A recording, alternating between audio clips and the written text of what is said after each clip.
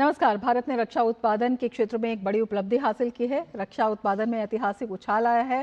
साल 2025-26 में 1.78 लाख करोड़ रुपए का रिकॉर्ड उत्पादन हुआ है। ये देश की बढ़ती आत्मनिर्भरता और मजबूत होते औद्योगिक ढांचे को दिखाता है। ये विकास न केवल उत्पादन क्षमता में सुधार का संकेत है, बल्कि इसमें सरकारी और निजी दोनों क्षेत्रों की बढ़ती भागीदारी भी साफ दिखाई देती है। वैश्विक स्तर पर भारत रक्षा निर्माण के क्षेत्र में कैसे अपनी खास पहचान बना रहा है, इसी पर हम आज करेंगे चर्चा। मैं हूं रमा त्यागी, मेरे साथ जुड़ेंगे खास मेहमान भी।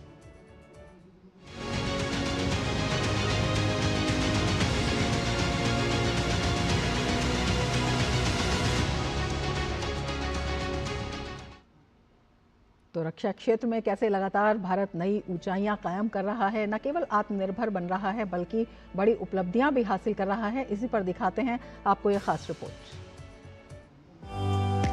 पिछले कुछ वर्षों में भारत के रक्षा उत्पादन में लगातार तेज वृद्धि दर्ज की गई है। वित्त वर्ष 2025 से 26 में देश का कुल रक्षा उत्पादन 1.78 लाख करोड़ तक पहुंच गया। इस साल ये उत्पादन 15.6% बढ़ा है। अगर तुलना की जाए तो ये आंकड़ा वित्त वर्ष 2020 से 21 के मुकाबले 2 गुने से भी ज्यादा और 2013 से 14 के स्तर से लगभग 4 गुना तक पहुंच चुका है।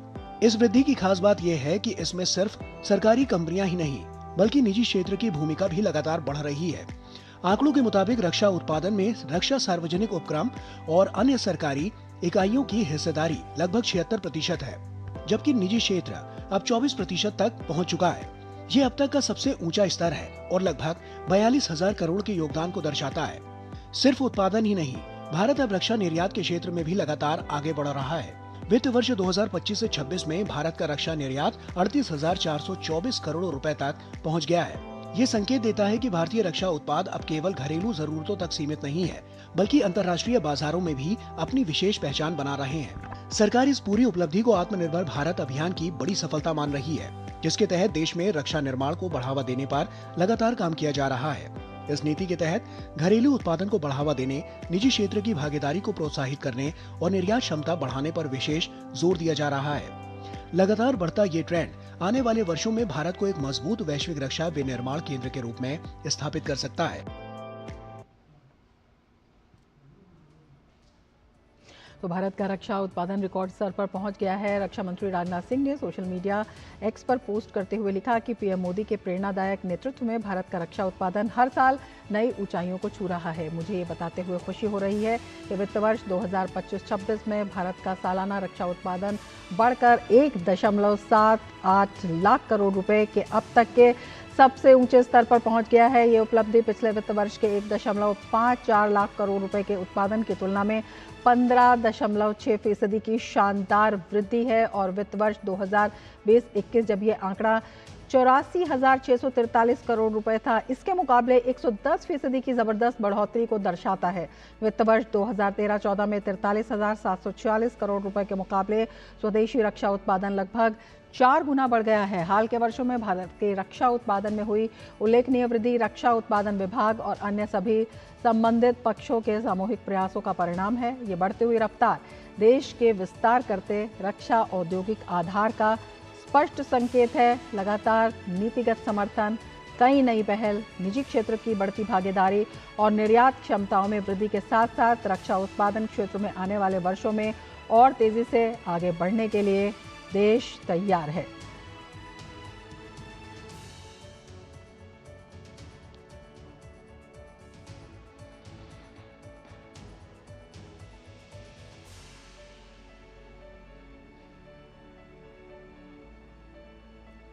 केंद्रीय मंत्री राजनाथ सिंह ने ट्वीट किया है और ट्वीट करके इसे एक बड़ी उपलब्धि बताया है। हमारे साथ खास मेहमान जुड़ चुके हैं। आलोक बंसल जी जुड़े हुए हैं, निदेशक इंडिया फाउंडेशन, और हमारे साथ मेजर जनरल संजय सोई भी जुड़े हुए हैं। बहुत स्वागत करते हैं हम अपने दोनों मेहमानों का। सबसे पहले बंसल जी, आपसे जानना चाहेंगे कितनी बड़ी उपलब्धि आप इसे देखते हैं? देखिए, एक बहुत बड़ी उपलब्धि है देश के लिए। अगर आप देखें, इस पिछले 5 साल में जो रक्षा उत्पादन है वो 110% बढ़ा है और अगर आप 2014 से देखें तो ये करीब 5 गुना बढ़ चुका है।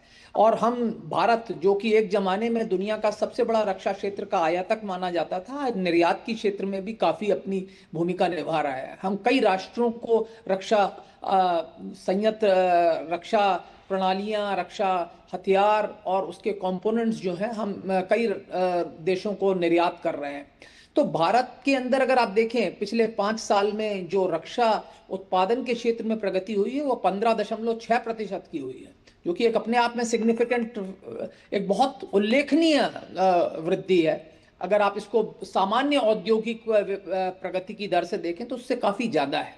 और इसके लिए कई महत्वपूर्ण कदम जो सरकार ने उठाए महत्वपूर्ण है, क्योंकि भारत एक बहुत सशक्त सैन्य शक्ति रखता है और इसके लिए आवश्यकताएं ज्यादा होती हैं। तो एक हमारे पास एक बड़ा मार्केट हमेशा से था, पर सरकार ने फोकस किया मेक इन इंडिया में, जिसके अंतर्गत विदेशी कंपनियों को भारत में आके निवेश करने की छूट मिली। 75% तक स्टेक रखने की आजादी रही उनको, बिना परमिशन के वो अपना कोई भी उत्पादन क्षमता स्थापित कर सकते थे। यहां तक कि 100% इक्विटी रखने की भी उनको इजाजत दी अगर वो सरकार की परमिशन ले सके। इसके साथ निजी क्षेत्र को जिस तरीके से भागीदारी दी गई उसके मद्देनजर कई निजी क्षेत्र में बड़ी बड़ी कंपनियां इस क्षेत्र में आई। आप देखें Larsen and Toubro, Tata, Reliance defence और कई अन्य कंपनियां जो हैं इसमें बड़ी संख्या में उन्होंने अपनी एंट्री की है। और एक बड़े डिफेंस इंडस्ट्रियल कॉरिडोर्स बनाए गए, एक उत्तर प्रदेश में, एक तमिलनाडु में, और एक बड़ी संख्या में निजी क्षेत्र जो है रक्षा क्षेत्र में आया। और इनके आने से जो है वृद्धि बढ़ी। और यही नहीं कि भारत का जो एक्सपोर्ट है वो भी कई गुना हो गया। अगर आप देखें पिछले कई सालों में हमने करीब 55 गुना प्रगति की है निर्यात में। आज से अगर 10-15 साल पहले देखें तो कुछ भी निर्यात नहीं होता था, उसके कंपैरिजन में आज एक बड़ी संख्या में हम निर्यात कर रहे हैं और ये आगे बढ़ता चला जा रहा है। और बड़ी संख्या में विदेशी कंपनियां भी भारत में आकर निवेश कर रही हैं। और इन सब का असर है कि भारत आज रक्षा उत्पादन के क्षेत्र में एक अग्रणी राष्ट्र के रूप में उभर कर आया है। बिल्कुल, मील का पत्थर इसे कहा जा सकता है। हमारे साथ रक्षा विशेषज्ञ भी मौजूद हैं, संजय सोई जी हमारे साथ मौजूद हैं। संजय जी, आपसे समझना चाहेंगे, जिस तरह से बड़ा उछाल है, चाहे उत्पादन में हो चाहे निर्यात में हो, 65% वस्तुएं जो पहले हम आयात करते थे उससे ज़्यादा जो है अब हम न केवल बनाते हैं बल्कि निर्यात करते हैं। हम आपसे समझना चाहेंगे कि जो हमारा रक्षा क्षेत्र है उसकी गुणवत्ता कितनी बड़ी है, उसकी क्षमताओं में क्या कुछ बदलाव आया है? देखिए, ऐसा रमा जी, इसमें कोई शक नहीं है कि एक मिलिट्री मैन होने के नाते मुझे बड़ा गर्व होता है कि जब मेरे अपने देश का ही बना हुआ हथियार मैं इस्तेमाल करता हूँ, देश में बना हुआ एमिशन इस्तेमाल करता हूँ, क्योंकि एक सप्लाई चेन की मुझे दिक्कत नहीं है, सस्ता बनेगा, मेरी अपनी जरूरत के हिसाब से बनेगा। क्योंकि भारत की जो रिक्वायरमेंट्स है वो काफ़ी अलग हैं। यहाँ पर हाल्टीट्यूड है, जंगल है, प्लेन्स है और राजस्थान है, हर सीमावर्ती समुद्र का इलाका है, हर तरह के इलाके जहाँ पर हमें लड़ाई लड़नी पड़ती है। तो अलग अलग तरह के भौगोलिक और क्लाइमेट कंडीशन को देखते हुए जो हमारी जरूरत के हिसाब से हथियार बनते हैं। और दूसरी बात यह है कि आज देखिए इसका क्षेत्र बहुत फैल गया है। मतलब ये नहीं कि हम खाली राइफल बना रहे हैं, आर्टिलरी बना रहे हैं। आज चाहे वो एयरक्राफ्ट बना रहे हो, चाहे वो तेजस पे काम चल रहा हो या ALH पे काम चल रहा हो, या साथ साथ में मिसाइल बना रहे हैं, आकाश है, आकाश तीर है। आज हम सुदर्शन चक्र की बात करें जहां पर एक different level of air defence systems लगेंगे। आज हमारे नेवी के सबमरीन्स बन रहे हैं, एयरक्राफ्ट कैरियर देश के अंदर बन रहे हैं। यहाँ पर देख रहे हैं इलेक्ट्रॉनिक सिस्टम बन रहे हैं, सैटेलाइट्स बन रहे हैं। यानी कि कोई क्षेत्र ऐसा नहीं है जिस क्षेत्र में आज हम प्रगति नहीं कर रहे हैं। और इसमें जैसा कि हमारे साथी ने बताया था कि प्राइवेट सेक्टर का बहुत बड़ा हाल है। जैसे पहले की तकरीबन खाली DPS यूज होता था, ऑर्डिनेंस फैक्ट्रीज होती थी, ऑर्डिनेंस फैक्ट्रीज का भी कॉर्पोरेटाइजेशन कर दिया गया। और साथ साथ में एक इनको अकाउंटेबिलिटी हो गई है, क्या कर रहे हो, कितना कर रहे हो। एक चैलेंज हो गया प्राइवेट सेक्टर आने की वजह से, कंपटीशन हो गया है, जिसकी वजह से आज इनकी भी क्षमता बहुत बढ़ गई है। और जैसा मतलब एक्सपोर्ट की वजह से भी बड़ा फर्क पड़ता है, क्योंकि जब हम एक्सपोर्ट करते हैं तो आज सोचिए इतना वॉल्यूम ज़्यादा बढ़ जाता है, उतना चीज़ सस्ती बनती है, अच्छी बनती है। और तकरीबन 80 से 100 देशों के बीच में हम लोग एक्सपोर्ट कर रहे हैं। और पिछले साल का आंकड़ा ये भी बहुत ज़बरदस्त है, 38,000 करोड़ का आंकड़ा पार किया है, जो कि बहुत बड़ी संख्या, जिसमें तकरीबन 23 से 24% प्राइवेट सेक्टर का भी हाथ रहा है। तो ये प्राइवेट सेक्टर का बढ़ता जा रहा है आंकड़ा। और जब इतने देशों को हम एक्सपोर्ट करते हैं तो उनके साथ डिप्लोमेटिक रिलेशंस अच्छे होते हैं, उनके साथ हमारी दोस्ती अच्छी होती है, उनके साथ साथ साथ जो देश में फॉरेन एक्सचेंज आ रहा है, यहाँ पे नौकरी जनरेट हो रही है, काम जनरेट हो रहा है, युवाओं को आज एमएसएमई खुल रहे हैं, एक एंसिलरी इंडस्ट्री बहुत खुल जाती है। यानी कि एक इको सिस्टम डेवलप हो जाता है इसके पूरा का पूरा। ये नहीं कि खाली एक अगर हम टैंक बना रहे हैं तो टैंक के साथ उसकी मेटलर्जी है, कोई उसका वॉल बना रहा है, कोई उसका बॉल बेरिंग बना रहा है, कोई उसके इलेक्ट्रॉनिक सिस्टम बना रहा है, कोई कम्युनिकेशन सिस्टम बना रहा है, एक पूरा सिस्टम जनरेट हो जाता है जो कि समझिए डायरेक्ट और इनडायरेक्ट एम्प्लॉयमेंट बड़ी जबरदस्त जनरेट होती है। और इसका फर्क क्या पड़ा, जो एक आवाज दी गई कि आत्मनिर्भर होना है, बिल्कुल। एक देश में एक लीडरशिप की तरह से जो बात हुई कि हमने आत्मनिर्भर होना है, यही एक तोड़ है। आज हम लड़ाई हो तो हम पीछे नहीं देख सकते कि जी। आज हमें पीछे से आएगा, सप्लाई चेन है, तब हम लड़ाई लड़ पाएंगे। रशिया को देखिए, 4.5 साल से लड़ाई लड़ रहे हैं क्योंकि वो आत्मनिर्भर है। बहुत बड़ा एग्जाम्पल है हमारे सामने। बिल्कुल। यही बात आज हम इसी पर संजय जी चर्चा हम जारी रखेंगे, लेकिन ले लेते हैं एक ब्रेक। आप बने रहिए डीडी न्यूज के साथ।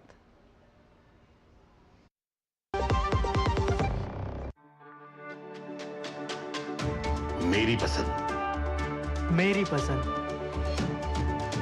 मेरी पसंद, मेरी पसंद, हमारी पसंद। हम सबकी पसंद। मजबूत देश का मजबूत सरिया हो गया स्टील। कम ब्याज पे लोन चाहिए, वो भी ऐप से। वाह, अनजान ऐप से बचें। आरबीआई कहता है जानकार बनिए, सतर्क रहिए।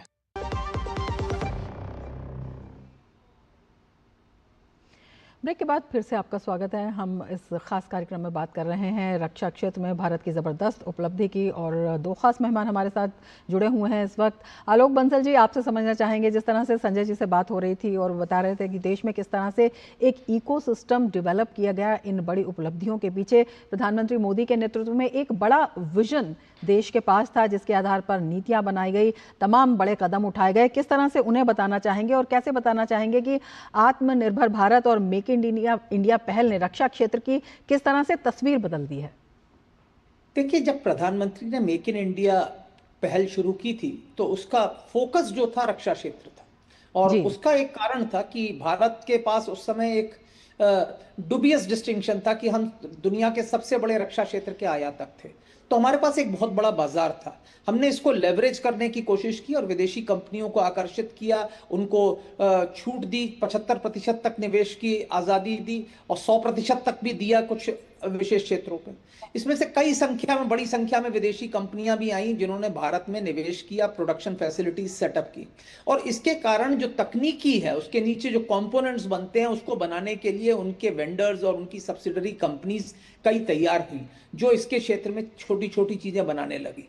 अब जब एक इंफ्रास्ट्रक्चर तैयार हो गया और निजी क्षेत्र को रक्षा क्षेत्र में उतरने की पूरी छूट मिल गई, तो एक बड़ी संख्या में हमने देखा कि निजी क्षेत्र की रक्षा क्षेत्र में भागीदारी हुई और जो आगे बढ़ के एक बड़ी रोबस्ट हमारे लिए डिफेंस प्रोडक्शन की जो तैयारी है वो हो गई।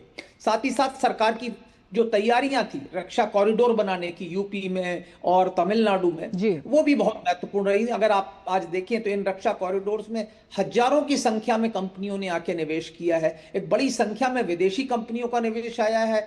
भारत के अंदर भी निजी क्षेत्र में बड़े बड़े बिजनेस हाउसेस ने रक्षा क्षेत्र में अपनी पहल बनाने की कोशिश की, चाहे भारत फोर्ज हो, चाहे फिनोलेक्स हो, या आपकी टाटाज हो, लार्सन एंड टूर्बो हो, ये इन सब ने डिफेंस क्षेत्र में अपनी एंट्री की, रिलायंस डिफेंस हो, और इन सब के कारण अब एक ऐसी स्थिति आ गई है जहां भारत का जो रक्षा क्षेत्र में उत्पादन है वो दिन दूनी रात चौगुनी प्रगति कर रहा है, और सिर्फ रक्षा सेवाओं की ही कमी को पूरा नहीं कर रहा बल्कि दूसरे देशों को भी ये उत्पादन दे रहा है। मैं कल ही कुछ विदेशी राजनयिकों से बात कर रहा था, वो कह रहे थे कि हम यहाँ रक्षा शिपयार्ड से बात करने की कोशिश कर रहे हैं कि हम युद्धपोत ले सकते हैं क्या।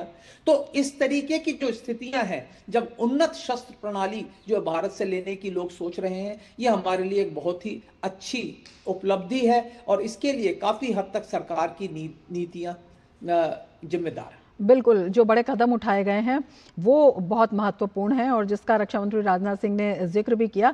संजय जी, हम आपसे समझना चाहेंगे, जिस तरह से बंसल जी बता रहे थे कि बहुत सारे कल जो विदेशी लोग थे उनसे उनकी बात भी हो रही थी रक्षा क्षेत्र से जुड़े और वो विश्वास जता रहे थे, तो ये जो बड़ा विश्वास है ये अपने आप में कितना महत्वपूर्ण हो जाता है जब भारत की तकनीक की बात होती है, रक्षा प्रौद्योगिकी की बात होती है और यहाँ पर जो पूरा सिस्टम है उसमें विश्वास की बात होती है। 100 से ज़्यादा कंट्रीज हैं जिन्हें अब उपकरण भारत निर्यात करता है, तो लगता है कि भारत वैश्विक आपूर्ति श्रृंखला में जब रक्षा उत्पादों की बात होती है तो एक प्रमुख खिलाड़ी के रूप में उभर रहा है और ये कितना अहम हो जाता है?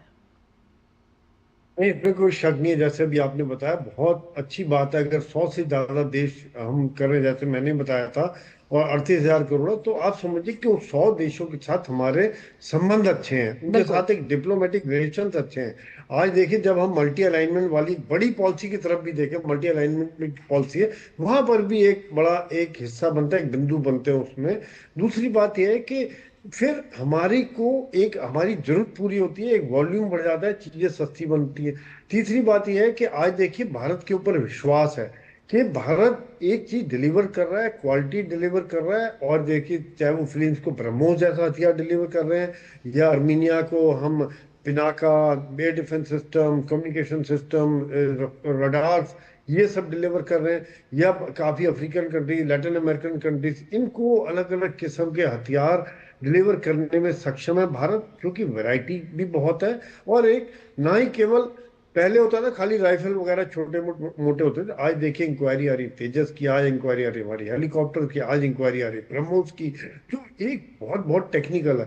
एक बात मैं और कहना चाहूंगा यहाँ पे, अब देखिए दुनिया का विश्वास भारत की इंडस्ट्री में कैसे आ रहा है। फ्रांस ने कहा है, अभी जब मोदी जी फ्रांस गए हुए थे तो वहां पे जो बातचीत जो डिफेंस के क्षेत्र में हुई है, चाहे वो रफेल हो, चाहे वो उनकी सबमेरीन हम भारत में बना रहे, या उनका और डिफेंस इंडस्ट्री जो कि भारत में ही सेटअप करके भारत को एक तरह से एक्सपोर्ट हब के तौर पर एस्टेब्लिश करेंगे। जैसे ब्रह्मोस रशिया के साथ मिलकर एक्सपोर्ट करते हैं, ऐसे ये भारत को भी चाह रहे कि एक्सपोर्ट हब के तौर पर बने, क्योंकि ये दिखा रहा है कि आज हमारे क्षमता है, आज हमारे युवाओं में वो नॉलेज है, आज हमारे अंदर एक टेक्निकल नो हाउ है जिसको कि वो एक्सप्लॉइट करना चाहते हैं। उनके पास कैपिटल है, कुछ टेक्निकल नॉलेज उनकी है, कुछ हमारी है, मिलकर वो आगे बढ़ेंगे। तो इस तरह से जॉइंट वेंचर्स और एफडीआई, और साथ साथ में एक बात और कहना चाहूंगा, जो कई सरकार ने पोर्टल्स जारी किए, चाहे वो सृजन पोर्टल हो, जहां पर आप कहीं कोई भी देख सकते हैं क्या क्या रिक्वायरमेंट है, क्या क्या हमने इंपोर्ट रिलेटेड पॉजिटिव लिस्ट डाल दी है कि जो हम देश में ही खरीद सकते हैं। डीएपी 2020 अमेंड किया गया था। एफडीआई जैसे हमारे साथी बता रहे थे कि 74-75% तक कर दिया, काफी इजी कर दिया। और आईडेक्स के द्वारा एक नए युवाओं को मौका मिल रहा है अपने इनोवेशंस के, अपने नई चीजें। आज ही मैं देख रहा था एक ऑर्डर प्लेस किया गया 449 करोड़ के जैमर्स नेवी के लिए किए गए हैं, जो जीपीएस को जैम कर देंगे, दुश्मन से आने वाले मिसाइल ड्रोन को जैम करके मिसगाइड कर देंगे, चाहे वो जैम करें, स्पूफिंग करें, या उनको एक वॉल बना के 449 करोड़ आज ही साइन हुए। 20 जैमर्स बनाए जा रहे, देश में बन रहे हैं। 75% हिस्सा उसके देश में, बेंगलोर बेस्ड कंपनी है कोई। तो ये दिखा रहा है कि हैंड होल्डिंग भी चल रही है, देश की कंपनियों को एक मौका मिल रहा है और ऑर्डर्स भी मिल रहे हैं। तो तभी उनका उत्साह भी बना रहता है जब ऑर्डर मिलते हैं तब, क्योंकि डिफेंस इंडस्ट्री को सेटअप करने में टाइम लगता है, इसका एक इन्वेस्टमेंट हैवी होता है। तो जब ऑर्डर्स बड़े होते हैं तो उनकी इकोनॉमी भी वर्कआउट हो जाती है। बिल्कुल, सुरक्षा के साथ साथ जो औद्योगिक उत्पादन है रक्षा क्षेत्र का वो भी बढ़ रहा है और अपने आप में बेहद महत्वपूर्ण हो जाता है अर्थव्यवस्था के लिहाज से भी। चर्चा हम जारी रखेंगे, लेकिन वक्त तो चला है एक और ब्रेक का। बने रहिए डीडी न्यूज के साथ। जब धरती चीर कर निकलता है लोहे का पत्थर और मिलता है मोंगिया के जोश से, फिर तपता है, पिघलता है और बनता है फौलाद। अब होता है सरिया सारी खूबियों के साथ। मोंगिया स्टील, मजबूत देश का मजबूत सरिया। घर का खर्च चलाने के लिए रोहन की पढ़ाई वाली एफडी तोड़नी पड़ी और उसके डॉक्टर बनने का सपना भी। काश तुमने जाने से पहले टर्म लाइफ इंश्योरेंस लिया होता। पॉलिसी बाजार ऐप पर 1 करोड़ का टर्म इंश्योरेंस से 410 रुपए महीने से शुरू। ब्रेक के बाद फिर से आपका स्वागत है। दो खास मेहमान हमारे साथ इस कार्यक्रम में जुड़े हुए हैं। आलोक बंसल जी, जिस तरह से संजय जी अभी बता रहे थे, फ्रांस की उन्होंने बात की, अन्य देशों की भी बात की, स्लोवाकिया में भी हमने देखा, जिस तरह से पूरा अगर विश्व देखे, तमाम जो देश हैं वो रक्षा क्षेत्र में भारत के उत्पादन में, भारत के साथ साझेदारी में महत्वपूर्ण भूमिका नहीं निभा रहे, एक बड़ा इंटरेस्ट भी दिखा रहे हैं। ये अपने आप में कितना ज़रूरी हो जाता है? तकनीकी रूप से भी तकनीक का आदान प्रदान तो है ही, नवाचार तो इसमें है ही, लेकिन उसके साथ साथ कूटनीतिक रूप से भी विश्व में कितना बड़ा संदेश ये जाता है और ये क्यों जरूरी है? देखिए, भारत जो है ट्रेडिशनली एक आयातक माना जाता था। अधिकांश हमारे रक्षा जो प्रणालियां होती थी वो सोवियत संघ से पहले और बाद में रूस से आती थी। पर पिछले कुछ सालों में हमने एक तो अपने आयातों को डिस्ट्रीब्यूट किया है। अभी जो खबर आई है उसके हिसाब से 38% रूस से आता है, 34% इजराइल से और 28% फ्रांस से। और इन्हीं देशों की कई कंपनियां जो हैं भारत में निवेश कर रही हैं। हमारा जो निर्यात है वो अमेरिका, फ्रांस और उसके बाद आर्मेनिया जैसे देशों में जाता है। अब जैसे आर्मेनिया एक राष्ट्र है जो अपनी रक्षा जरूरतों के लिए प्रमुखतः भारत के ऊपर निर्भर है। ये बहुत महत्वपूर्ण बात है। अब जब दुनिया के राष्ट्र भारत के ऊपर निर्भर होने लगे तो ये एक बहुत बड़ी उपलब्धि है। दुनिया को दिखाता है कि भारत की रक्षा प्रणालियां कितनी अच्छी हैं। ऑपरेशन सिंदूर के तरह के दौरान जिस तरीके से हमारी ब्रह्मोस मिसाइल, जिस तरीके से हमारी आकाश मिसाइलों ने सफलता पाई, उसके बाद एक बड़ी संख्या में दुनिया में लोग जो हैं आकाश और ब्रह्मोस का ऑर्डर प्लेस करने की कोशिश कर रहे हैं। हमारी ड्रोन्स, हमारी ड्रोन काउंटर मेजर्स, जो ड्रोन्स को काउंटर करने की फैसिलिटीज है, ये सब जो है बड़ी संख्या में अब जो है दुनिया में कई राष्ट्र इसमें इंटरेस्ट दिखा रहे हैं। और जैसे मैंने कहा, युद्धपोत, वायुयान, हेलीकॉप्टर्स, अब उन्नत प्रणालियां जो है भारत से लोग आयात करने की कोशिश कर रहे हैं। यह सब दर्शा रहा है कि अब भारत जो है एक रक्षा उत्पादन के क्षेत्र में एक प्रमुख शक्ति के रूप में उभर कर आया है। एक बड़ा स्टेक होल्डर। बिल्कुल समझना चाहिए कि जहां पे निजी क्षेत्र की भागीदारी हो जाती है, निजी क्षेत्र जो है एग्रेसिवली मार्केट कर सकता है इन चीजों को। सार्वजनिक क्षेत्र में कई बार क्या है कि वो एग्रेशन नहीं आ पाता क्योंकि लाल फीताशाही कई बार हावी हो जाती है। और इसलिए जब तक रक्षा उत्पादन सिर्फ सार्वजनिक क्षेत्र की एक बपौती थी, हम उस तरीके की उपलब्धियां नहीं हासिल कर पाए।